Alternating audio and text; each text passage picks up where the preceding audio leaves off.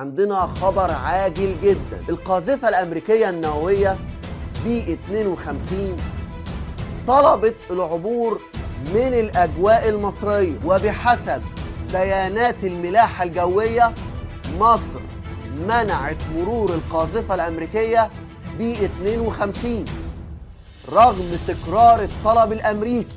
يعني هم قالوا لنا عايزين نعدي، قلنا لهم لا، قالوا لنا لو سمحتوا عدونا، قلنا لهم لا برضه. خد بالك، واحدة من بنود اتفاقية كامب ديفيد الحرية الملاحية لأمريكا من الأجواء المصرية، سواء العبور من قناة السويس المصرية أو الأجواء المصرية.